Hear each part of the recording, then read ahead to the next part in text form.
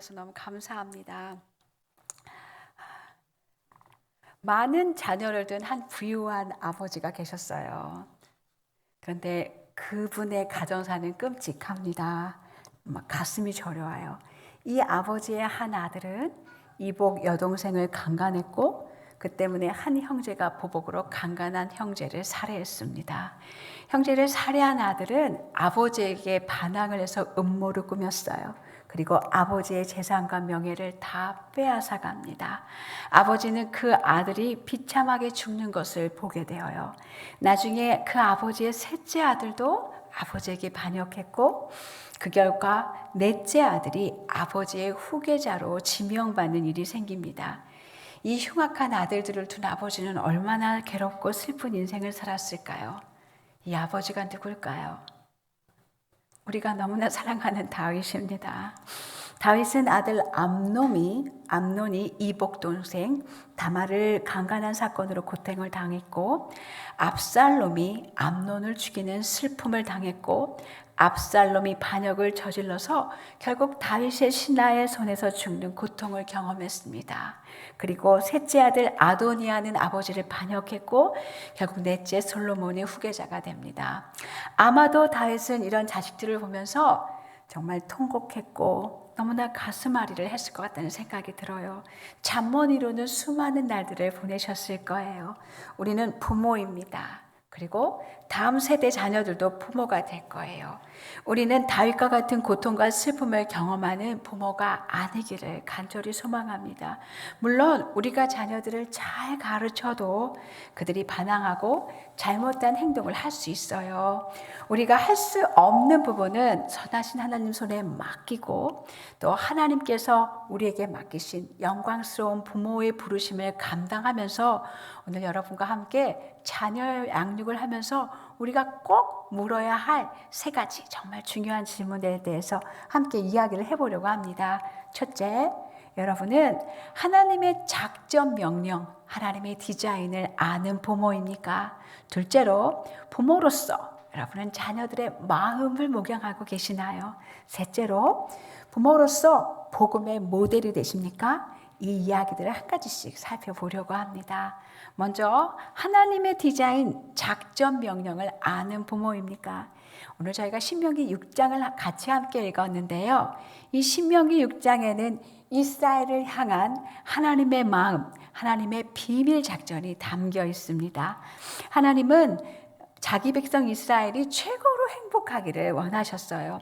하나님의 마음은 한 세대 30년만 행복하기를 원하신 것이 아니라 신명기 6장 2절의 말씀에 보면 너와 내 아들, 내 손자까지 행복하기를 원하세요. 그러면 3대면 100년이잖아요. 그러면 우리 하나님이 100년 정도만 행복하기를 원하셨던 걸까요? 하나님의 스케일은 그 정도가 아닙니다. 신명기 5장 10절 말씀에 보면 이런 말씀이 있어요. 나를 사랑하는 자는 내 계명을 나를 사랑하고 내 계명을 지키는 자에게는 천대까지 은혜를 베푸느니라. 하나님의 마음은 한 세대만이 아니라 한 세대를 통해서 오고 오는 세대, 모든 세대, 천대까지 하나님의 은혜를 누리고 그분의 백성이 행복하기를 하나님은 바라셨어요. 하나님께서 자기 백성을 천대까지 그분의 은혜와 행복을 누리게 하는 두 가지의 작전 명령이 있습니다. 작전 명령 1은 무엇이냐면 부모의 마음이 하나님께로 먼저 향해 가는 거예요. 부모의 마음이 하나님께로 향해서 하나님을 먼저 사랑하는 것이 작전 명령 1입니다. 오늘 말씀 4절 5절에 보면 이스라엘아 들으라.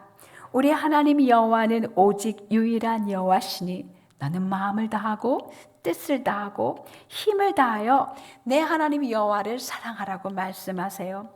하나님의 비밀 작전이 시작되는 지점이 어디일까요? 부모의 마음입니다. 당시 이 부모들은 누굴까요? 이 부모들은 하나님을 눈으로 몸으로 생생하게 경험한 사람들입니다.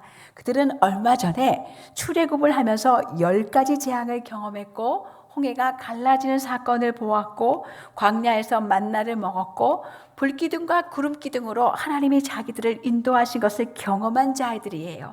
이 백성들은 역사 가운데서 하나님이 어떤 통치자이시고 어떤 구원자이신지 뼛속 깊이 도저히 잊을 수 없는 살아계신 하나님을 경험한 자들입니다.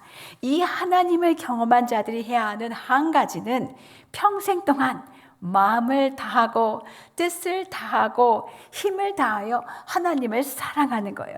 말로만 사랑하는 것이 아닙니다. 그렇다면 여기 계신 여러분 그리고 저는 살아계신 하나님에 대해서 무엇을 경험한 자들입니까?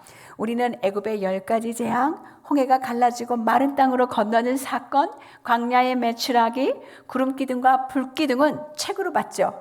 오감으로 경험하지는 않았습니다. 그러나 우리는 그들이 그렇게 간절히 바라고 원했던 것, 메시아, 하나님의 아들이 이 땅에 오신 성육신, 그분의 완전한 삶, 십자가에서 진노받아 죽으신 것, 복음의 그 은혜를 뼛속 깊이 경험한 자들입니다. 그렇다면 우리가 해야 할 일은 무엇일까요? 평생 동안 마음을 다하고 뜻을 다하고 힘을 다하여 하나님을 사랑하는 것이 하나님의 작전 명령 1입니다. 작전 명령 1, 부모의 마음이 자녀에게로 향해서 일상에서 우리가 본이 되어 하나님의 말씀, 하나님을 사랑한 것을 우리 아이들에게 가르쳐야 해요. 7절 말씀입니다. 내 자녀에게 부지런히 가르치며 집에 앉았을 때든지 길에 행할 때든지 누웠을 때든지 일어날 때든지 이 말씀을 강론할 것이며 하나님을 뼛속 깊이 역사 가운데 경험한 이스라엘들의 부모들의 책임은 자녀에게 하나님이 누구신지 하나님이 행하시는 일을 삶으로 가르치는 것입니다. 부지런히 가르쳐야 합니다. 집에 있을 때, 누웠을 때 이 10가지 재앙을 가르치고 자연의 통치자 하나님을 가르칩니다. 길에 행할 때에도 6월절 어린 양의 피로 애굽의 장자들을 다 멸하고 그들을 살리신 하나님을 가리킵니다. 일어날 때에도 홍해를 가르시고 애굽의 군대를 홍해에서 다 멸하신 하나님, 만나와 메추라기로 광야에서 공급하신 하나님의 위대하심, 그리고 이 모든 것을 다 보았음에도 불평하고 불만을 쏟아내고 우상 숭배까지 했음에도 그들을 용서해 주시고 회복시켜 주시고 그들은 자신의 백성이 되고 나는 그들의 하나님이 될 것이라 말씀하신 언약을 저버리지 않으시는 그런 하나님의 자비를 이스라엘 백성들은 자기 자손들에게 가르쳤을 것입니다. 우리에게 적용하면 어떻습니까? 우리는 홍해 6월절 광야 정도가 아니죠. 집에 앉았을 때든지 누워있을 때든지 우리는 하나님의 아들 십자가에 대해서 우리 아이들에게 이야기해 줘야 합니다. 6월절 양이 우리 대신 죽었다가 아니죠. 그것의 실제이신 하나님의 아들이 우리를 대신해서 죄의 진노를 받으셨어. 자동차를 타고 갈 때 홍해가 갈라졌어. 애굽의 군대가 다 거기서 말살됐어가 아니죠. 십자가에서 사망을 가져다 준 사탄의 머리를 주님이 밟으시고 그리스도가 죽음을 이기고 부활하셨어. 슈퍼마켓을 갈 때에도 광야의 만나의 메추라기를 가르치는 것이 아니라 날마다 우리의 죄악에도 불구하고 우리의 필요를 공급하시고 우리를 돌보시는 하나님의 은혜와 자비를 가르칩니다. 자, 잘 살펴보십시오. 하나님의 작전 명령이 시작되는 지점이 어디입니까? 부모의 마음입니다. 작전이 펼쳐지는 현장은 어디입니까? 일상의 삶, 특히 가정입니다. 작전이 펼쳐지는 시간은 언제일까요? 매일, 항상, 특히 모든 시간이에요. 작전의 내용은 부모가 경험한 하나님, 그분이 누구신지, 그분이 행하신 일, 복음의 내용이 무엇인지 다음 세대에게 전하는 것입니다. 작전의 구체적인 행동 지침이 8절에 나와 있어요. 너는 그것을 이 하나님의 말씀을 손목에 메어 기호로 삼으며 내 미간에 붙여 표로 삼으라고 이야기하세요. 말씀을 손목에 매라는 것은 행동의 상징입니다. 미간에 붙이라는 것은 생각과 사고의 상징이에요. 하나님을 경험한 부모는 하나님의 말씀이 머릿속에 생각과 사고에 항상 있게 하고 항상 삶으로 본이 되어 행동하며 살아라는 이야기예요. 다시 말하자면 복음을 경험한 부모 세대가 너희는 복음을 말마다 너희의 생각 속에 있게 하고 복음으로 항상 살아라, 항상 본이 되라 하는 말씀이세요. 여기서 우리가 반드시 기억할 것은 하나님이 모든 세대를 보신다는 거예요.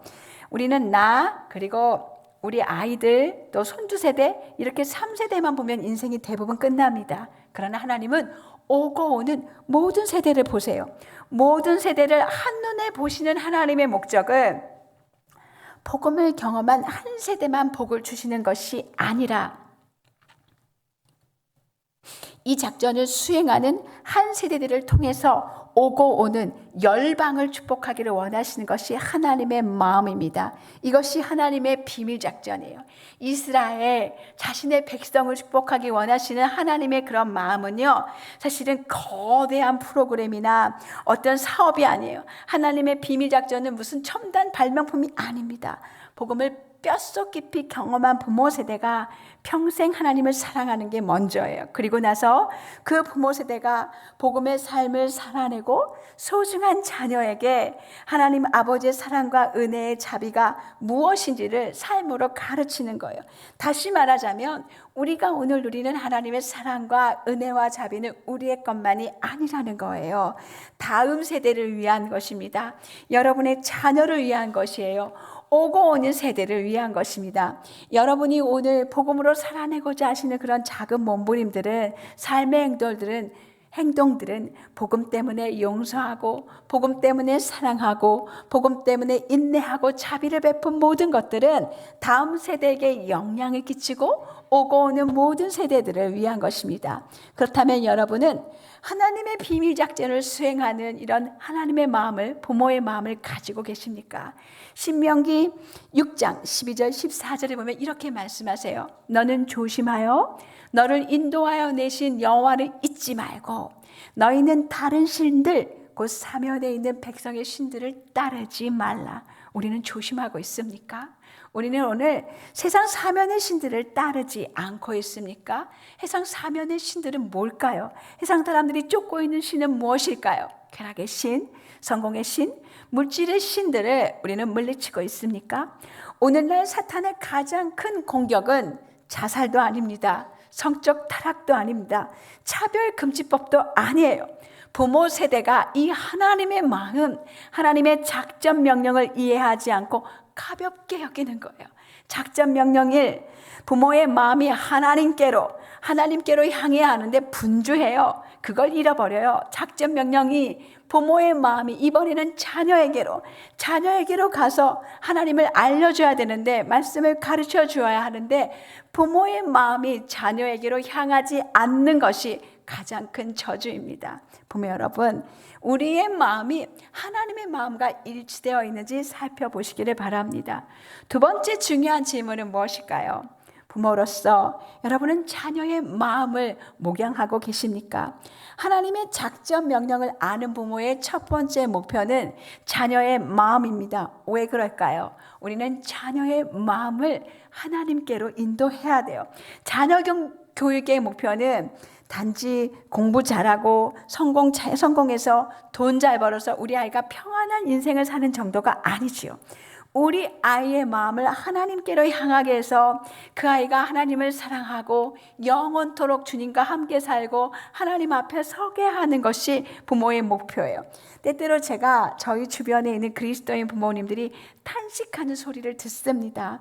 나는 우리 아이들을 주일학교, 중고등부에도 다 보내고 수련회도 보내고 또 심지어 기독교 학교에도 돈도 많이 내고 대안학교에서 교육도 받게 했어요.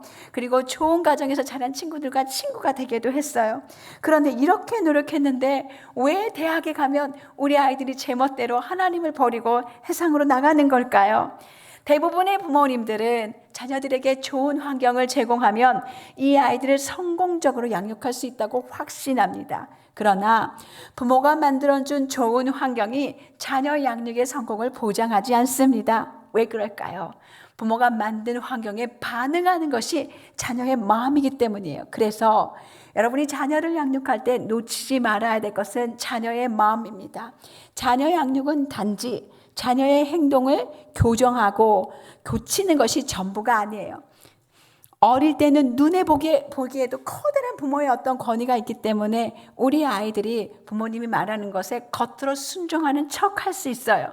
그러나 이 아이들의 마음은 부모님이 화를 내거나 분노하거나 잔소리 때문에 고통스러워할 수도 있고 부모의 이야기 귀를 막고 있을 수도 있습니다. 부모님이 단지 우리 아이들을 내가 원하는 올바른 곳에 있게 하는 것이 자녀 양육의 목적은 아니에요. 겉으로는 우리 아이가 책상에 앉아 있으니까 책을 보고 공부하는 것 같아서 여러분은 안심하고 계실지 모르지만 우리 아이들의 마음은 딴 데로 가 있을 수 있어요. 거기서 숨겨놓은 만화책을 하고 있는지 게임을 하고 있는지 충분히 그럴 수 있어요. 자녀들이 매주 교회에 오니까 됐다, 내가 원하는 곳에 가 있구나, 끝이 아닙니다. 마음을 주지 않을 수 있다는 거예요. 부모의 역할은 자녀의 이 마음을 얻어서 날마다 그 마음을 목양하는 거예요. 자녀의 마음을 목양한다는 것은 자녀의 마음을 그리스도를 향한 마음이 준비되도록 복음이 싹틀 수 있는 비옥한 토양으로 경작하는 거예요. 다른 하나는 자녀의 마음을 자녀 안에 있는 내부의 죄에서부터 보호하고 외부의 세상 문화로부터 보호하는 거예요. 지혜로운 부모는 자녀의 마음을 얻고 싶어 하셔야 해요. 자녀들의 마음을 움직여서 그리스도와 사랑의 관계를 맺게 해 주어야 한다는 거죠. 자녀 제자와의 가장 큰 목표는 자녀의 마음을 주님께로 향하게 만드는 거예요. 그래서 단지 그냥 최고의 환경, 책, 학교, 홈스쿨, 친구들 이런 걸 제공하고는 난 내 할 일 다 했다, 끝이 아니라는 거죠.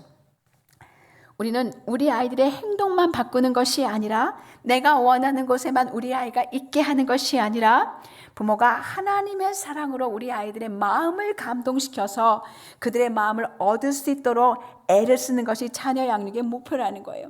왜 우리가 최고의 환경을 우리 아이들에게 제공했는데도 불구하고 우리 아이들이 때때로 반항할까요? 그것의 원인은 자녀의 마음을 얻지 못하기 때문입니다. 사실 부모가 자녀의 마음에 관심을 기울인다고 해요. 자녀에게 그냥 마음을 조금만 기울인다고 해서 자녀들의 마음을 무조건 얻을 수 있는 것은 아닙니다. 자녀의 마음이라는 밭에 경작을 하려면요, 사실 시간도 쏟아야 하고 에너지, 힘을 쏟아야 합니다. 놀랍게도 제 주변에는요, 자라면서 아버지, 어머니에게 칭찬을 한 번도 들어본 적이 없고 항상 비난과 꾸지람과 분노의 소리, 잔소리만 듣고 자랐다고 말하는 사람들이 많습니다. 부모님에게서 아이고 이 못난이, 네가 그러면 그렇지, 너는 구제불능이야, 이런 이야기를 귀에 못이 박혔다고 들었다는 사람들이 있어요. 혹 이 자리에 계신 분들 중에서 내가 부모에게 받지 못해서 우리 아이에게 해주지 못해요 라는 분이 계시면 하나님께로 달려가세요. 하늘 아버지만이 여러분의 상처를 고쳐주실 수 있는 분입니다.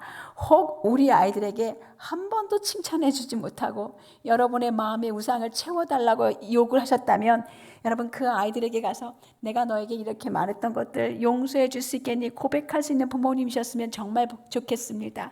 자녀의 마음을 얻기 위해서 저희 가정에서 적용했던 4가지 방법들을 여러분과 함께 나눠보려고 합니다. 여기서 굉장히 중요한 게 함께라는 단어예요. 함께 성경 말씀을 읽고 함께 대화하기. 2번째로 함께 기도하기. 3번째로 함께 일하고 함께 섬기기. 4번째로 함께 놀고 함께 추억을 쌓기. 요 방법이 아이들의 마음을 얻는 방법인데요. 먼저 자녀와 함께 혼자만 읽지 마시고 자녀와 함께 성경을 읽고 그 읽은 성경 말씀을 가지고 대화를 나누세요. 부모는 자녀들이 집에 있을 때 성경을 펼치고 아이들과 함께 읽고 대화를 나누고 교리도 가르쳐야 합니다. 나는 우리 아이들 교회학교 보내요, 기독교 학교 보내요, 그것으로 충분하지 않아요. 왜요? 아이들이 말씀 배우는 시간에 다른 생각을 할 수도 있고 그리고 이해하지 못했을 수도 있어요. 그래서 부모님의 확인이 필요합니다.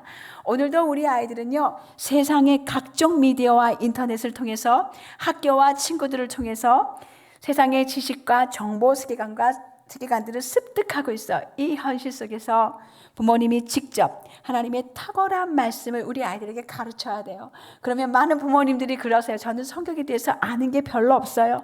아는 게 없어도 괜찮아요. 그냥 단순하게 함께 읽고 아이들과 같이 그 읽으면서 배운 것들을 나누면서 함께 자라가시는 거예요. 한 방송국 프로그램에서 밥상머리의 작은 기적, 내 아이의 미래를 결정짓는 밥상머리 교육의 비밀이라는 책을 출판했습니다. 10년 전쯤 했어요. 15년 전쯤 됐을까요? 하버드대와 콜롬비아대의 연구진이 실험을 통해서 하루에 20분 부모와 함께하는 밥상머리의 교육이 우리 아이들의 두뇌를 발전시키고 인성, 종합적 사고 능력, 학습 능력에 큰 도움이 된다는 결과를 내놓았습니다. 10년 전에 15년 전쯤 나왔는데 2020년에 그때까지도 개정판이 계속 나오고 있더라고요. 미국과 일본에서는 아이의 미래를 바꾸기 위해 부모가 아이와 함께하는 밥상머리의 교육 열풍이 불고 있다는 그런 내용의 책이에요. 그런데 우리의 현실은 어떨까요? 우리 아이들이 부모와 함께 밥상에 둘러앉아서 대화하기 어려운 세상입니다. 자녀들은 학교, 학원으로 바쁘고 부모님은 직장 일들로 또 다른 일로 분주하기 때문에 아이들과 대화할 시간이 없어요. 해상 사람들은 밥상머리의 20분 교육이 우리 아이들의 미래를 바꾼다는 그런 마음으로 온 힘을 다해서 우리 아이들을 양육합니다. 그리스도인 부모인 우리는 창조주 하나님, 구원자 예수 그리스도의 생명의 길을 가르치는 영광스러운 부르심을 받았어요. 우리도 우리 자녀와 함께 성경을 읽고 가르치는 하루 20분 가정 예배 아니면 10분도 충분하더라고요. 이것을 회복해서 우리 아이들의 미래를 바꿔야 합니다. 그래서 저희는 저희 아이들이 집에 머무는 동안 초등학교 때에는 15분에서 20분 정도 가정 예배했고 중학교 때에는 한 30분씩 가정 예배를 했어요. 일주일에 4번 했어요. 4번. 그중에 매주 화요일은 주일날 나누었던 설교 말씀에 대해서 뭘 배웠는지 어떤 것을 삶에 적용하고 싶은지 함께 같이 하나님을 배워갔어요. 여러분 하나님의 말씀을 우리 아이들과 함께 읽고 함께 나누시면서 자녀의 마음을 얻으셨으면 좋겠어요. 그거와 아울러서 하나님을 아는 지혜가 커져가시길 바랍니다. 두 번째로 자녀와 함께 기도하세요. 여러분 자녀와 함께 기도하세요? 하시나요? 우리 아이들은 부모님의 기도 소리를 듣고 자라야 합니다. 그러면서 자녀와 함께 기도하면서 여러분의 아이의 마음을 얻으시는 거예요. 자녀들은 부모의 마음에서 우러나오는 기도를 듣고 배우고 자라가는 거잖아요. 부모님이 우리 아이들과 함께 기도하시려면 우리 아이들의 마음을 잘 이해하고 있어야 되고 어느 부분에서 어려움이 있는지도 살펴보셔야 돼요. 우리 아이들이 학교를 보낼 때도 기도하실 수 있겠죠. 돌아오면 기도하실 수 있겠죠. 엄마 나는 이게 안 풀려요. 너무 어려워요. 그러면 그런 어려움을 느낄 때 기도할 수 있겠죠. 아플 때 약만 갖다 주는 게 아니라 하나님 치료해 주세요. 함께 기도할 수 있겠죠. 학교 생활의 어려움, 왕따, 친구 관계의 어려움 그것을 가지고 우리가 하나님께 도움을 청하면서 함께 기도하면서 나아갈 수 있겠죠. 집을 떠나 수련회 갈 때, 시험 보러 갈 때, 여행을 갈 때, 교회에 가는 차 안에서도 우리는 우리 아이들과 함께 기도할 수 있습니다. 그리고 아울러서 여러분은 여러분 안에 있는 어떤 문제들을 가지고 우리 아이들에게 기도해 달라고 요청하신 적이 있나요? 물론 우리 아이들이 몰라도 되는 어른들의 문제들도 있어요. 그러나 그렇지 않은 문제에 대해서는 자녀들도 알고 기도하게 하세요.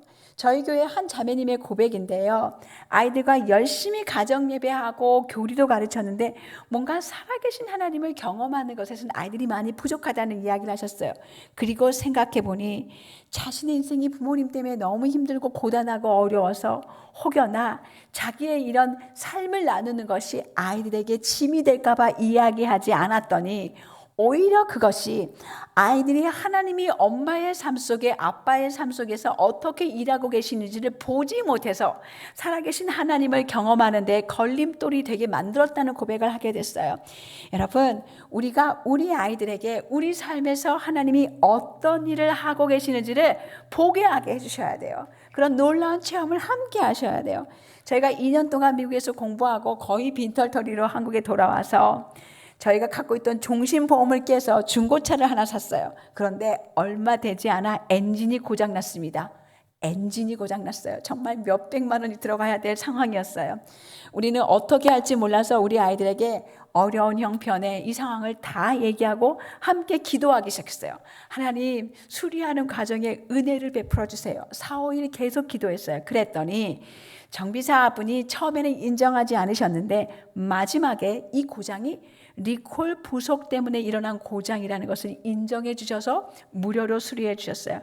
이 소식을 듣고 우리는 다 벌쩍벌쩍 뛰면서요, 정말 우리 하나님 너무 좋다고 아이들과 함께 찬양했어요.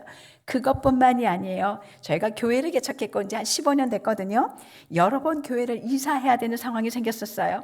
우리 아이들이 그때마다 교회 이사를 놓고 저희가 몇 달 동안 어떻게 반응하고 있는지, 하나님께 어떻게 기도하고 있는지 다 보고 함께 기도하고 하나님이 우리 삶을 인도하시는 모든 과정을 함께 보게 됐어요. 살아계신 하나님을 함께 경험한 거예요. 아이들과 함께 기도하면서 우리는 온 세상의 통치자, 창조자, 살아계신 하나님의 그 손길을 얼마나 많이 누렸는지 몰라요. 그래서 우리는 하나님이 없다 말할 수 없어요. 그분의 손길을 셀 수 없이 많이 아이들과 함께 경험했으니까요.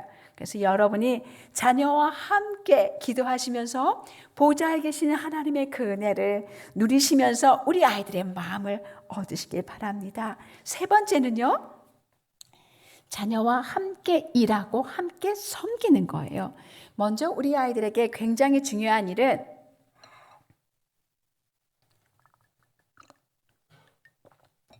공부죠. 공부가 진짜 우리 아이들에게 중요한 일이에요. 그런데 공부해라고만 말씀하시는 것으로는 충분하지 않아요. 어떤 아이는요, 공부를 어떻게 하는지 몰라요. 그래서 너무 힘든 시간을 보내고 있는데, 그래서 어떤 게 문제인지, 뭐가 어려운지 부모님이 질문하고, 어떨 때는 공부하는 방법을 가르쳐주고, 부모가 모르면 부모님의 재정 형편에 안에서 인강이든 선생님이든 도움을 받을 수 있도록 적극적으로 우리 아이들을 도와주셔야 돼요. 그리고 부모의 일에 우리 아이들을 참여시키십시오. 아이들에게 공부하는 것만이 전부는 아닙니다. 함께 부모와 섬기면서 아이들이 많은 것을 경험할 수 있어요. 집안의 청소, 설거지, 손님 초대하고 접대하는 그 일들을 같이 배우면서 섬김을 배울 수 있겠죠. 우리 집에서는요, 손님이 오면 아이들과 같이 식탁을 차리고 우리 아이들이 꼭 준비해야 될 것이 있어요. 두 아이들이 악기를 막 연주할 수 있었는데요, 손님에게 오면 한 곡씩 악기 연주를 해드려야 되고, 그 다음에 질문을 3가지를 뽑아야 돼요. 혹시 어린 동생들이 같이 오면 그 동생들이랑 어떻게 놀아야 할지 그 놀거리도 애들이 뽑아서 생각했어야 됐어요. 교회도 같이 섬길 수 있죠. 저희는 개척을 했으니까 아이들과 함께 교회를 개척하고 의자를 나르고 수없이 우리 아이들이 베이비시터를 했어요. 웬만한 초보 아빠들보다 훨씬 더 아이들을 잘 볼 수 있는 그런 실력을 덕분에 그렇게 키운 거죠. 처음에 아이들을 섬기는 일에 참여하는 것은 굉장히 어렵습니다. 투덜투덜거리죠. 대충해요.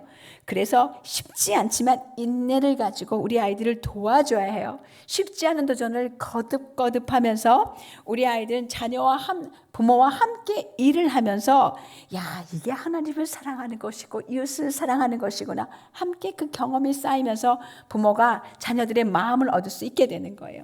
4번째는 함께 놀고 함께 추억을 쌓으셔야 돼요. 일하고 공부만 하고 놀지 않으면 안 되죠. 반드시 함께 놀아야 돼요. 부모는 자녀와 놀아야 합니다. 놀이에 참여하셔야 돼요. 딸과 소꿉장난을 하시려면 유치해줘야죠. 딸이 지어낸 이야기에 귀를 기울이고, 딸이 장난감 티컵에 만들어준 것을 맛있게 먹는 척을 해야지 딸의 마음을 얻을 수 있죠.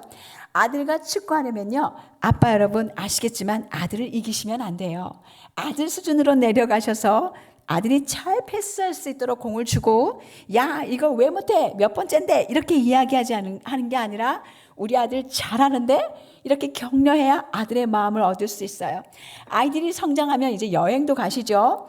휴가나 여행 시간들을 잘 이용하셔서 그 시간 아이들이랑 대화하시고 인생을 나누세요. 신명기 6장에 있는 말씀처럼 길을 행할 때든지 누웠을 때든지 일어날 때든지 모든 순간을 하나님의 말씀을 가르치는 기회로 삼으셔야 한다는 거예요. 저희 집은 여행을 하면요, 꼭 2가지를 했는데요. 한 가지는 아이들이 하고 싶은 일을 결정을 해요. 한 가지 꼭 얘기해요. 나머지 한 가지는 우리가 다 어려운 일에 도전하는 거예요. 그래서 어떤 때는요, 저희가 이제 항상 비철을 좀 찾아서 여행을 하다 보니 꼭 이렇게 장마철이 올 때가 많이 있었고, 태풍 속에 갇힐 때가 많이 있었어요. 태풍에 갇혔을 때 아이들이, 엄마 오늘은 하루 종일 영화를 보고 싶어요. 오케이, 그럼 오늘 우리는 하루 종일 영화만 보자. 그리고 어느 때는 우리가 어려운 일도 함께 같이 했는데요, 둘레길 14km를 다 완주하기, 뭐 설악산 꼭대기 정복하기. 사춘기 때 애들 사진 찍기 싫어하잖아요. 이번 여행에는 매번 다른 포즈로 100장 사진 찍기, 이게 어려운 일이었어요.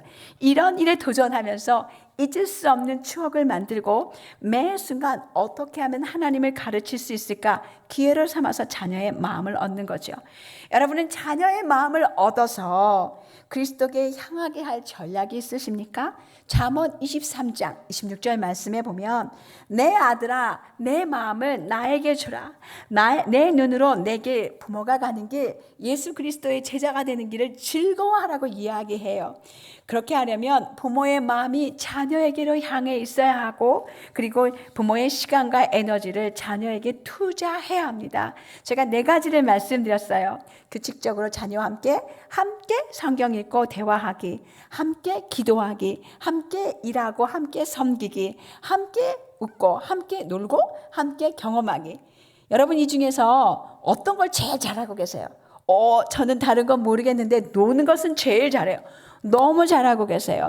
아직 말씀 읽기, 함께 기도하기, 함께 일하기는 힘들어요. 그러면 지금부터 그곳에서부터 조금씩 성장하시면 됩니다. 저는 너무 바빠요. 아이들이랑 그렇게 함께 할 수 있는 시간이 도저히 없어요 라고 말씀하시는 분이 있다면 시간을 만드셔야 돼요. 무엇인가 줄이고 아이들과 함께하는 시간을 어떻게든 찾아보세요. 생각보다 아이들은 빨리 자랍니다. 여러분이 믿지 않으시겠지만 제가 아이들을 낳고 눈을 한번 꾹 감았다가 어느 순간 딱 떴더니요, 우리 아이들이 29, 27이 되어 있어요. 저 강사 거짓말을 하시네. 저에게는 이 자녀 양육이 forever예요.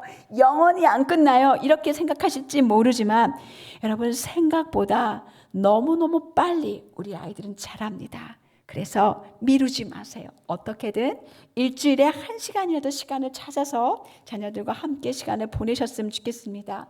혹시 여기 계시는 어머님들, 또 아래 영화부시에서 듣고 계시는 어머님들, 남편을 푸시하지 마세요. 우리 4가지 들었죠? 당신 이제 오늘부터 인도해 두세요 라고 이야기하지 마세요. 모든 남자는 청개구리입니다. 여러분이 푸시하면 안 하고 싶어요? 먼저 하셔야 될 건 기도하는 거예요. 하나님 도와주세요. 우리 남편이 이 일을 잘 인도할 수 있도록 남편에게 지혜를 주시고 힘을 주세요. 기도하시고 혹 남편이 시도해 보려고 하고 한번 하신다면 엄청 많이 격려해 주시면서, 여러분이 돕는 배필이시잖아요. 헬퍼시잖아요. 그러니까 남편이 잘 인도하실 수 있도록 도와주셨으면 좋겠습니다. 3번째, 자녀 양육을 하며 정말 중요한 질문이 있습니다. 부모로서 여러분은 복음의 본이 되는 부모입니까? 하나님의 작전 명령을 아는 부모가 목표로 삼아야 되는 거, 굉장히 중요한 거 먼저 마음이라고 말씀을 드렸어요. 그러면 이 마음에다가 우리는 2번째, 복음을 이렇게 심어주고 가르쳐줘야 돼요. 그런데 복음을 가르치는 가장 좋은 방법은 삶에서 본이 되어서 우리 아이들에게 가르치는 것입니다. 여러분, 우리 아이들은 어디서 하나님을 배울까요? 어디에서 복음을 경험할까요? 누가 가장 큰 영향력을 끼칠까요? 학교요? 친구요? 인터넷? 학원? 인기 연예인? 세상 문화일까요? 물론 그것들이 우리 아이들의 마음을 빼앗고 영향력을 끼칠 수 있습니다. 그러나 자녀에게 가장 큰 영향력을 끼칠 수 있는 것은 부모입니다. 초대교회 디모데를 보세요. 오늘 저희가 함께 읽었던 말씀, 디모데후서 1장 5절 말씀에 보면 이는 내 속에 있는 거짓이 없는 믿음이 있음을 생각함이라. 이 믿음은 먼저 내 외조모 로이스와 내 어머니 유니게 속에 있더니 내 속에 있는 주를 확신하노라, 이렇게 말씀하고 계세요. 디모데 마음속에 있던 거짓 없는 믿음은 어디에서 시작된 걸까요? 이 믿음은 어머니와 할머니 유니게 속에 있었던 할머니 로이스와 어머니 유니게 속에 있었던 것이에요. 근데 안타까워요. 여기에 할아버지와 아버지의 이름이 없어요. 그분들의 영향력은 적었나 봐요. 디모데가 계속 복음 안에서 사는 삶이 가능한 이유는 부모 세대, 특히 할머니와 어머니의 복음 중심의 삶을 보고 배운 것이라는 거죠. 세상 이치를 한번 살펴보세요. 일반적으로 배움은 선생님이 본을 보이고 학생이 그 배움을 따라서 하면서 시작됩니다. 축구 코치는요, 축구 교실에서만 가르치지 않아요. 반드시 운동장에서 직접 공을 차는 본을 보이면서 가르치죠. 피아노 선생님은요, 피아노 이론만 가르치지 않아요. 직접 피아노를 연주하면서 우리 아이들에게 가르치죠. 마찬가지입니다. 자녀에게 하나님의 복음을 가르치는 가장 효과적인 방법은 성경만 읽고 대화하고 이론만 가르치는 것이 아니라 부모가 삶의 본이 되어 가르치는 거예요. 자녀들은 모방자입니다. 그들은 24시간 부모를 관찰하고 부모에게 영향을 받고 부모에게서 배우죠. 저를 포함해서 이 땅의 모든 부모는 완벽하지 않아요. 넘어지죠. 쓰러질 때가 많죠. 그러나 우리 아이들은 우리를 꼼꼼히 관찰해요. 매일 관찰해요. 모델로 삼아요. 공부해요. 우리 아이들이 대체 무엇을 보고 무엇을 관찰하면서 배울까요? 엄마 아빠가 언제 일어나는지, 어떻게 말하고 행동하는지 일상의 삶의 습관을 배우죠. 부모님이 매일매일 말씀 앞에 앉고 기도하고 하나님과 어떻게 교제하는지 우리 아이들이 배우죠. 인생의 고난과 골짜기가 있을 때 어떻게 부모님이 하나님을 신뢰하는지, 하나님의 주권을 신뢰하는지, 인생의 형통한 날 어떻게 감사하는지를 배워요. 부모가 어떻게 분노를 절제하고 게으름을 이기고 시간과 재정을 사용하는지 배우죠. 부모가 교회를 어떻게 섬기고 사랑하는지, 다른 지체들을 어떻게 대우하고 사랑하는지 배워요. 이것뿐만이 아니죠. 부모가 죄를 지을 때 어떻게 죄를 고백하고 용서를 구하는지, 다른 사람의 죄의 약함을 어떻게 용납하는지 복음 때문에 이것도 우리 아이들이 본다는 거예요. 자녀들은 부모와 함께하는 모든 순간 부모를 관찰하고 배웁니다. 그래서 부모는 일상의 모든 시간, 모든 상황이 복음을 가르치는 복음의 본이 되는 시간이라는 것을 기억하셔야 돼요. 아침에 일어나고 잠자리에 들고 자동차에 있을 때, 아이들과의 갈등이 있을 때, 그것을 중재할 때도, 집안일을 할 때, 아플 때, 기쁠 때, 이 모든 상황이 우리 아이들에게 최고의 지혜, 하나 예수 그리스도의 복음의 말씀을 가르칠 시간이라는 거죠. 다시 말하면 우리 아이들은요, 복음이 우리 부모인 우리를 어떻게 바꿨는지를 보고 있어요. 관찰하고 있어요. 제일 정확한 것은 여러분이 여러분의 아이들에게 물어보는 거예요. 아버지가 제일 소중하게 여기는 게 뭔 것 같니? 아빠의 삶은 복음으로 변화되고 있는 것 같니? 엄마가 복음을 굳게 붙잡고 있는 것 같아? 아이들에게 한번 물어봐 보세요. 디모데후서 3장 14절에는 이렇게 이야기하고 있습니다. 너는 배우고 확신한 일에 거하라. 너는 내가 누구에게서 배운 것을 알며라고 말합니다. 자녀에게 이렇게 말할 수 있으세요? 아들아, 내가 엄마 아빠의 삶을 본 대로, 배운 대로, 관찰한 대로 그렇게 살아라라고 이야기할 수 있어요? 엄마 아빠는 완전하지 않죠. 그러나 너가 엄마 아빠가 복음이 어떻게 엄마 아빠를 변화시켰는지를 보았기 때문에 이 확실한 복음 안에서 날마다 주님을 의지하면서 살 수 있겠니? 여러분, 자녀들은 부모를 통해서 복음이 무엇인지 보아야 합니다. 우리 아이들의 눈에 보이지 않는 하나님을 부모는 보이는 하나님이 될 수 있도록 예수 그리스도의 복음과 사랑 때문에, 하나님께 받은 사랑 때문에 말도 안 되는 어떤 상황들을 속에서 다른 사람들을 사랑하고 용서하는 어떤 본을 보이면서 이 부모의 삶을 통해서 보이는 복음이 될 수 있도록 해줘야 한다는 거죠. 그래서 부모는 겸손해야 됩니다. 때때로 자녀들에게 물어봐 보세요. 만일 엄마 아빠를 통해서 우리 아이들이 하나님의 사랑을 볼 수 없다면 애들아, 엄마 아빠한테 얘기해줘. 고쳐야 될 부분이 있다면 엄마 아빠한테 말해줘. 엄마 아빠가 집에 앉았을 때든지 누웠을 때든지 식탁에서든지 차 안에서든지 우리가 완전하지 않지만 복음으로 변화돼서 복음을 그대로 살려고 하는 어떤 몸부림들은 우리 아이들에게 놀라운 영향력을 끼칩니다. 우리의 매일매일의 삶은 우리 자녀들에게 복음을 가르칠 수 있는 너무나 귀한 기회예요. 일반적으로 우리는요, 평안한 시간, 일이 뜻대로 잘 될 때 복음을 가르치기 위한 좋은 기회라고 생각합니다. 그러나 경험에 비추어 볼 때 고통스럽고 엉망인 날이 복음을 가르칠 더 좋은 기회예요. 자녀들이 다투고 싸울 때 어떻게 서로에게 죄를 고백하고 용서를 구할지 화해를 가르칠 수 있는 기회입니다. 자녀들이 학교에서 좋은 점수를 가지고 우월감을 가질 때, 또는 시험에 실패해서 열등감을 가질 때에도 복음을 가르칠 수 있는 기회예요. 우리 집에 있는 한 아이가 굉장히 어려운 시험에 도전했다가 2번 떨어졌어요.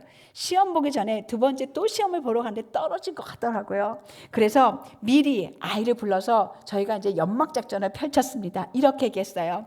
아들 수고했다. 열심히 공부해서 애썼어.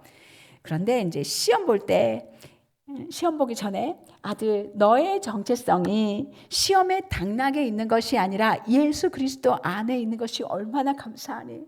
하나님은 그분의 하신 일로 너를 완전히 용납해 주셨어. 그러니까 떨어지더라도 너무 힘들어하지 마. 혹 그 길이 아니더라도 하나님이 너를 향한 놀라운 길을 예비해 두셨을 거야. 혹 붙었다면 잘 되더라도 교만하지 말자. 하나님이 주신 힘으로, 하나님이 주신 지혜로 합격한 거니까 우리 하나님께 영광을 돌리자. 이렇게 얘기했어요. 아이가 떨어지고 한 이틀 정도는 시무룩하더라고요. 마음이 어렵더라고요. 느껴지더라고요. 그런데 얼마 멀리 가지 않았어요. 한 3일째쯤 되니까 저에게 찾아와서 한 얘기가, 엄마 아빠 이 길은 제 길이 아닌 것 같아요. 이렇게 얘기하더라고요. 우리 함께 하나님께 감사했어요. 적어도 그 길이 내 길이 아니라고 하나님이 알려주신 게 얼마나 감사하니 같이 손잡고 감사기도를 드렸어요.